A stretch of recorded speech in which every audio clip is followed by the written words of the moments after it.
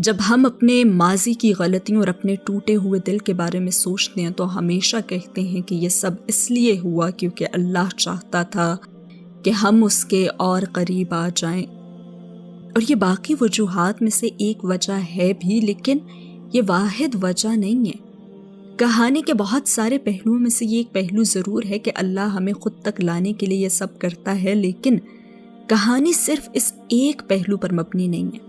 بہت سارے اور بھی پہلو ہیں، لیکن ہم ان کے بارے میں جاننے کی کوشش نہیں کرتے. ہم اپنی غلطیوں کے بارے میں کبھی بھی نہیں سوچتے. ہم ہمیشہ دوسروں پر الزام لگاتے ہیں، ہم ہمیشہ اللہ کو قصوروار ٹھہراتے ہیں، لیکن ہم یہ کبھی بھی نہیں سوچتے کہ جو ہوا ہے وہ ہماری خود کی وجہ سے ہوا ہے. کسی نے بھی ہمیں وہ گناہ یا وہ غلطیاں کرنے پر اکسایا تو نہیں تھا نا جو ہم نے اپنے ماضی میں کی تھی. کسی نے بھی ہمیں اس دوست پر بار بار یقین کرنے پر نہیں اکسایا تھا نا جو ہمیں ہر بار دھوکہ دے جاتا تھا. کسی نے بھی ہمیں وہ حرام کام کرنے یا حرام تعلق رکھنے پر مجبور تو نہیں کیا تھا نا جس سے ہمارا دل ٹوٹا تھا اور جس سے ہماری رسوائی ہوئی تھی. ہم سب کے پاس اپنے لیے انتخاب کرنے کی آزادی ہے، اور ہم اپنے لیے جس کا بھی انتخاب کرتے ہیں پھر وہ ہماری اپنی ذمہ داری ہوتی ہے. آپ نے جو کیا ہے اس کے لیے آپ کسی اور پر الزام نہیں لگا سکتے. آپ کو اللہ نے آپ کی حدود بتائی تھی، آپ کو اللہ نے صحیح اور غلط میں فرق کرنا سکھایا تھا. آپ جب اللہ کی حدود کو توڑ کر باہر نکلتے ہیں نا تو آپ اللہ کی حفاظت سے بھی پھر باہر نکل جاتے ہیں. آپ اپنی شیلڈ کو خود ہی توڑ دیتے ہیں، تو پھر یہ شکوہ کیسا کہ آپ کو فلاں چیز یا فلاں شخص نے تکلیف دی ہے؟ رسول اللہ صلی اللہ علیہ وآلہ وسلم نے فرمایا کہ مومن ایک سوراخ سے کبھی بھی 2 بار ڈنگ نہیں کھاتا. تو جب آپ کو پتہ چل گیا تھا کہ فلاں شخص بھروسے کے لائق ہی نہیں ہے یا فلاں شخص کی نیت اچھی ہی نہیں ہے، تو اس پہ یقین کرنا اور اس سے اچھے کی امید رکھنا تو آپ کی بے وقوفی ہے. آپ کو ہر چیز کے لیے خود کو جواب دہ ٹھہرانا چاہیے، کیونکہ روز محشر آپ کو ہی اپنے اعمال کا جواب دینا ہے. پھر بھلے آپ تب کتنا ہی کیوں نہ گڑ گڑائیں کہ فلاں انسان نے آپ کو یہ کام کرنے پر مجبور کیا تھا، اللہ نے تب کہنا ہے کہ تمہیں قوت دی تھی میں نے سوچنے کی، تو تم نے کیوں نہیں اس قوت کا استعمال کیا. آگے بڑھنے کے لیے سب سے اہم یہ ہے کہ پیچھے جو ہو چکا ہے اسے تسلیم کیا جائے. آپ اپنی غلطیوں کو تب تک ٹھیک ہی نہیں کر سکتے جب تک آپ انہیں ایکسیپٹ نہیں کر لیتے، جب تک آپ انہیں مان نہیں لیتے. اگر آپ یہ کہتے رہیں گے نا کہ اللہ نے بس اپنے قریب لانا تھا اس لیے آپ سے وہ غلطیاں ہوئیں، تو آپ وہ غلطیاں آگے بھی کریں گے اور بار بار کریں گے. آپ سے وہ گناہ پھر بار بار ہوں گے. اپنے گناہوں کو ڈیفینڈ کرنا چھوڑ دیں. اپنے ضمیر کو یہ کہہ کر مطمئن نہ کریں کہ اللہ نے اپنے قریب لانے کے لیے ہم سے فلاں فلاں گناہ کروائے. اگر ایسا کریں گے تو آپ کا ضمیر واقعی مطمئن ہو جائے گا، اور ضمیر کو کبھی بھی گناہوں پر مطمئن نہیں ہونے دیتے، ورنہ یہ آپ کو ٹریگر کرنا چھوڑ دیتا ہے. یعنی آپ کا ضمیر آپ کو ملامت کرنا چھوڑ دیتا ہے، اور مرے ہوئے ضمیر کا انجام انسان کو مار دیتا ہے. آپ اپنے گناہوں کو اور اپنی غلطیوں کو اگر یہ سوچ کر جسٹیفائی کرتے رہیں گے کہ اللہ نے ہمیں اپنے پاس لانے کے لیے ہم سے کروائے ہیں، یا اس لیے اللہ نے ایسے حالات بنائے ہیں تاکہ ہم نمازوں اور سجدوں تک آ سکیں، تو آپ دوسری دفعہ بھی وہ گناہ دہرانے میں نہیں ہچکچائیں گے، اور دوسری دفعہ بھی یہ سوچنے سے نہیں کترائیں گے کہ یہ اللہ نے اپنے آپ سے ملوانے کے لیے آپ سے کروایا ہے. تو یہ وقت ہے کہ آپ ٹھہر جائیں. آزمائش وہ ہوتی ہے جب ہم برے راستے پر نہیں ہوتے لیکن پھر بھی ہماری زندگی میں مشکلات آتی ہیں. لیکن سزا وہ ہوتی ہے جو ہمیں برے راستے پر چلنے کے بعد ملتی ہے، اور ایسا اس لیے نہیں ہے کیونکہ اللہ ہم سے پیار نہیں کرتا. بات اتنی سی ہے کہ برائی کا انجام برا ہی ہوتا ہے. ہمیشہ بری چیزیں اس لیے ہوتی ہیں کیونکہ ہم نے برے کا انتخاب کیا ہوتا ہے. بری چیزیں اس لیے ہوتی ہیں کیونکہ ان کے مزے میں ہم ان کا اختتام بھول جاتے ہیں کہ کتنا ہولناک اختتام ہے ان کا. اس لیے ہمیں اب یہ مان لینا چاہیے کہ ہمارے برے تجربات ہماری اپنی وجہ سے ہوتے ہیں. ہمیں خود سے وہ سارے سوال پوچھنے چاہیے جو ہم لوگوں سے پوچھتے ہیں.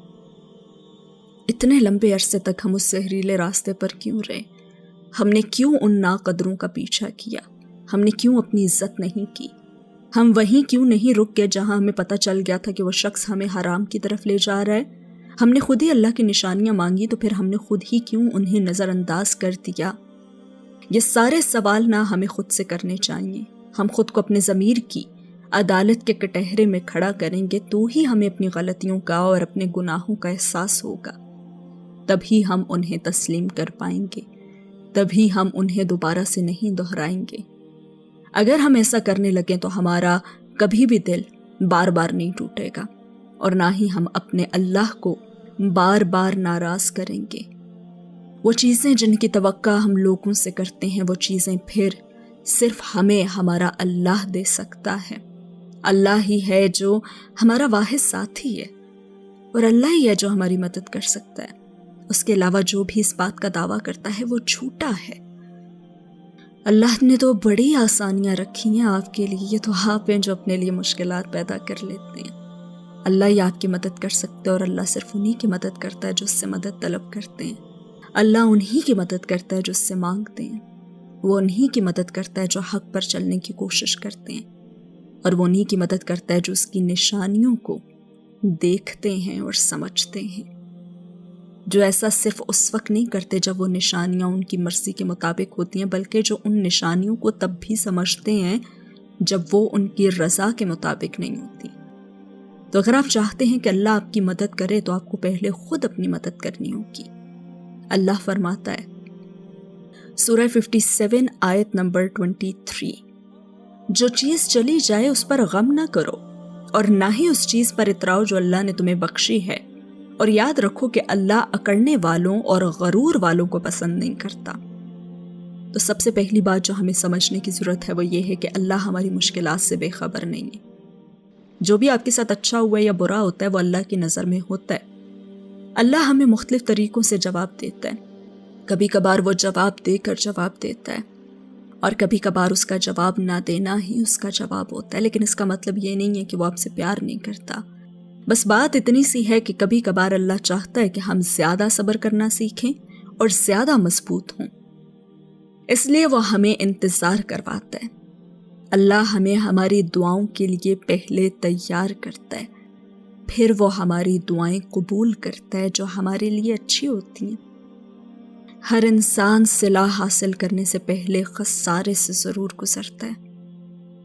ज़िंदगी के अच्छे पहलुओं को देखने से पहले ज़िंदगी के बुरे पहलुओं को भी देखना पड़ता है, क्योंकि जब हम बुरे तजुर्बात से गुजरते हैं ना, उसके बाद अच्छे तजुर्बात से ही गुजरते हैं, तो हम तभी उनको ज़्यादा अहमियत देते हैं। जब हम बुरे लोगों से मिलने के बाद अच्छे लोगों से मिलते हैं ना, तो हम उन अच्छे लोगों की जो है ना उन बुरे लोगों की वजह से ज़्यादा कदर करने लगते हैं, क्योंकि तब हम ये जान चुके होते हैं कि बुराई में अच्छाई का मिल जाना कितनी बड़ी नेमत है। तो ये जो गम हैं, ये तकलीफ़ हैं, ये कभी कभी बड़े ज़रूरी होते हैं। तब हमें अंदाज़ा हो गया होता है कि अच्छे लोग ज़िंदा रहने के लिए कितने ज़रूरी होते हैं, ख़ास तौर पर तब जब बुरे लोग हमें तोड़ देते हैं। जैसे अली भाई कहते हैं ना कि शौकत खानम हॉस्पिटल कभी ना बनता अगर इमरान खान साहब की वालिदा को कैंसर ना होता। तो जो हादसात होते हैं और जो बुरे तजुर्बात होते हैं वो अच्छे वक्तों तक पहुंचाने के लिए बहुत ज़रूरी होते हैं, और गम तो बहुत ही ज़रूरी होते हैं। ये आपसे वो करवा लेते हैं जो आपने सोचा नहीं होता, आपको बहुत मजबूत बना देते हैं। इसलिए एक लम्हे के लिए भी आपने ये नहीं सोचना कि अल्लाह ने आपको देखा नहीं है या फिर सुना नहीं है। अल्लाह ने सुना है, अल्लाह हमेशा सुनता है, बस अभी जवाब देने के लिए वक्त सही नहीं है। इसलिए आपको अभी सब्र के साथ इंतज़ार करना होगा। ज़िंदगी इम्तिहान है और ज़िंदगी में मिलने वाली या ना मिलने वाली हर चीज़ भी आपका इम्तिहान है। दुआएं इम्तिहान हैं कि आप कितना यकीन रख कर मांगते हैं। इंतज़ार इम्तिहान है कि आप कितनी देर तक अल्लाह के जवाब के मुंतज़िर रहते हैं। और फिर जो आपने मांगा है अगर वो आपको मिल जाए तो ये भी इम्तिहान है कि आप कितना शुक्र करते हैं और उसकी कितनी कदर करते हैं। और अगर आपको वो ना मिले जो आप चाहते हैं तो ये भी आपके लिए इम्तिहान है कि आप अल्लाह के फ़ैसलों से कितना राज़ी होते हैं और कितना सब्र करते हैं। तो हर चीज़ बस एक इम्तिहान है, और ये याद रखें कि जो आपके लिए है ना वो हमेशा आपके लिए रहेगा, और जो आपके लिए नहीं है वो आप किसी और से भी नहीं छीन सकते, क्योंकि वो आपके लिए अच्छी ही नहीं है, इसीलिए तो आपको नहीं दी गई। हम सब कहते हैं ना कि अल्लाह हमसे 70 माओं से ज़्यादा मोहब्बत करता है, लेकिन क्या हमने कभी इस बात को समझा है? एक माँ और एक अच्छी माँ कभी भी कोई भी ऐसा काम करने के बारे में सोच भी नहीं सकती जिससे उसके बच्चे को नुकसान पहुंचे। तो अल्लाह की मोहब्बत का तसव्वुर करें कि वो आपको कैसे वो चीज़ दे सकता है जो आपके लिए बुरी हो। अल्लाह कैसे आपके वजूद को किरचियों में टूट कर बिखरता हुआ देख सकता है, जब उसने खुद उन किरचियों को जोड़कर आपको इतने प्यार से बनाया है। क्या आपको नहीं लगता कि एक माँ अपने बच्चे को वो सब देने के लिए रूह तोड़ कोशिश करेगी जो वो चाहता है? تو اگر وہ کوشش نہیں کر رہی تو سوچو کہ وہ چیز اس کے بچے کے لیے کتنی نقصان دہ ہوگی، کہ اس کا بچہ زار و قطار رو رہا ہے اور وہ پھر بھی اسے وہ چیز نہیں دینا چاہتی۔ ایک ماں اپنے بچے کی آنکھوں میں کبھی بھی آنسو نہیں دیکھ سکتی، تو سوچیں کہ وہ چیز کس قدر خطرناک ہوگی جس کے لیے وہ ماں اپنے بچے کے آنسوں کو بھی دیکھنے کے لیے تیار ہو گئی ہوگی۔ تو پھر اللہ آپ سے 70 ماہوں سے زیادہ محبت کرتا ہے۔ کبھی سوچا ہے اس بارے میں؟ اللہ آپ کو کبھی بھی تکلیف نہیں دے گا۔ اب آپ کہیں گے کہ اللہ تو اس چیز کو ہمارے لیے بہتر بھی بنا سکتا ہے۔ بلا شبہ اللہ ایسا کر سکتا ہے، لیکن بات یہاں پہ صرف بہتری کی نہیں ہے، بات یہاں ان چیزوں کے اصل حقدار کی ہے۔ ہم ہمیشہ اپنے لیے وہ چیز نہیں مانگتے جو ہماری ہوتی ہے، کبھی کبھار ہم ان چیزوں کی چاہ بھی کر رہے ہوتے ہیں جو دوسروں کے لیے ہوتی ہے۔ اور اگر آپ اللہ سے یہ توقع رکھتے ہیں کہ وہ آپ کی چیز کسی اور کو نہ دے، تو پھر آپ یہ توقع کیسے رکھ سکتے ہیں، کر سکتے ہیں کہ اللہ کسی اور کی جو چیز ہے وہ آپ کو دے دے؟ اللہ نا انصافی نہیں کرتا، آپ کرتے ہیں۔ اللہ خود غرض نہیں ہے، آپ خود غرض ہیں۔ کبھی کبھار نا ہم وہ چیزیں چاہ رہے ہوتے ہیں جو ہمارے لیے بنی ہی نہیں ہوتی، اور یاد رکھیں کہ ہم ان چیزوں کو حاصل کر کے بھی کبھی خوش نہیں رہ سکتے جو ہماری خوشی کے لیے ہیں ہی نہیں۔ تو اپنے آپ کو اس مصیبت میں ڈالنے کا کیا فائدہ جس کے بعد بھی آپ کو سکون ہی نہیں ملنا؟ اس چیز کے لیے رونے کا کیا فائدہ جس کے مل جانے کے بعد بھی آپ نے رونے ہی ہو؟ ایسی چیزوں کو چھوڑنا مشکل ضرور ہوتا ہے لیکن ناممکن نہیں۔ اگر آپ نے کسی سے محبت کی تھی اور وہ آپ کو نہیں ملا تو اس کا مطلب یہ نہیں کہ اب آپ کو کبھی بھی محبت نہیں ملے گی۔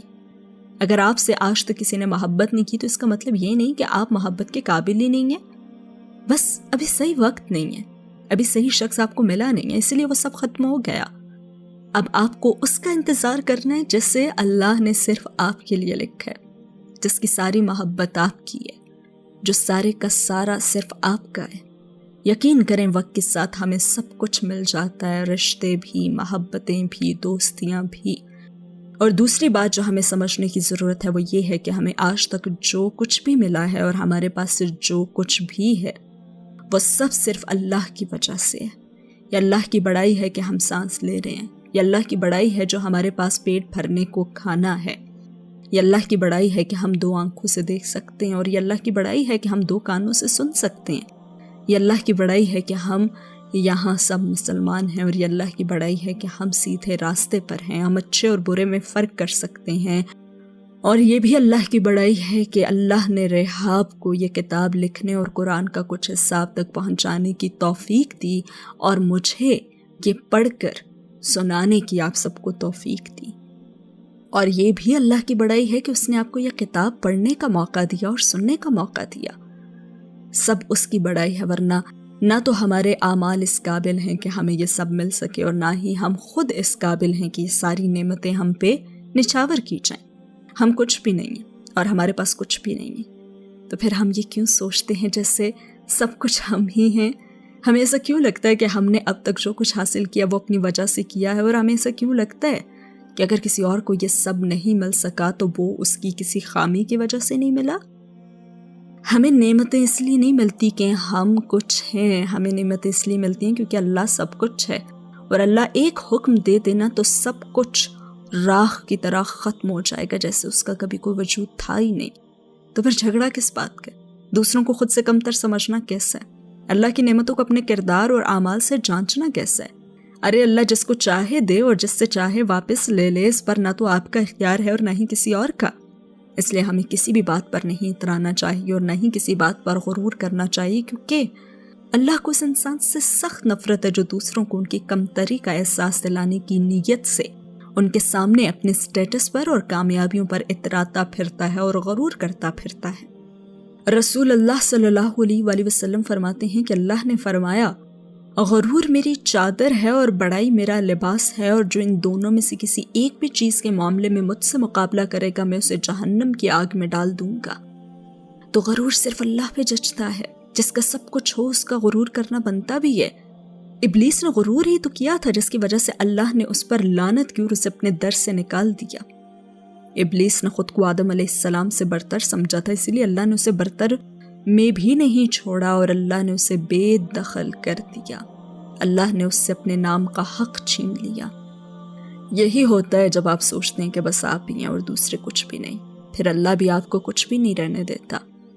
عاجزی اللہ کو پسند ہے اور اللہ انہی لوگوں سے محبت کرتا ہے جو اس کے بندوں کے سامنے اکڑتے نہیں ہیں۔ اگر آپ کے پاس کوئی چیز کسی اور سے زائد ہے تو کسی اور کے پاس بھی ایک چیز ایسی زائد موجود ہے جس کی آپ کے پاس کمی ہے۔ اگر ابھی آپ کو کوئی کامیابی ملی ہو اور کوئی دوسرا ابھی بھی اس کے لیے اسٹرگل کر رہا ہے تو اس کا مطلب یہ نہیں کہ اسے کبھی بھی وہ چیز نہیں ملے گی یا آپ کے پاس ہمیشہ وہ چیز رہے گی جس پر آپ اترا رہے ہیں۔ وقت کی بات ہے ساری۔ کبھی مٹی کے کھلونوں کے ساتھ کھیلنے والوں کو محلوں کی بادشاہت مل جاتی ہے اور کبھی محلوں پہ راج کرنے والے مٹی ہو جاتے ہیں۔ انسان کے پاس صرف ایک اللہ ہی تو ہوتا ہے جو اس کا اپنا ہے، جس سے سبھی چیزیں ہیں، اور اگر انسان اسے بھی اپنی ان باتوں سے ناراض کر دے گا تو پھر کیا حاصل؟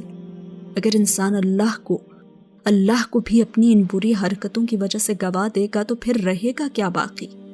کچھ بھی نہیں۔ تو بس ہم نے اس بات کا ہمیشہ خیال رکھنا ہے اور ہم نے ہمیشہ یاد رکھنا ہے کہ سب کچھ اللہ کا ہے، یہاں تک کہ ہم خود بھی اللہ کے ہیں اور ہمارا کچھ بھی نہیں ہے۔ ہم نے اللہ کی طاقتوں پہ اترانا ہے کہ ہمارے اللہ کے پاس کتنی حیرت انگیز قوتیں ہیں۔ ہم نے اپنی طاقتوں پر نہیں اترانا، کیونکہ ہمارے پاس تو کوئی طاقت نہیں سوائے اللہ سے مانگنے کی طاقت کے، اور اگر وہ بھی اللہ ہم سے چھین لے تو پھر تو ہم خالی ہیں، بالکل خالی۔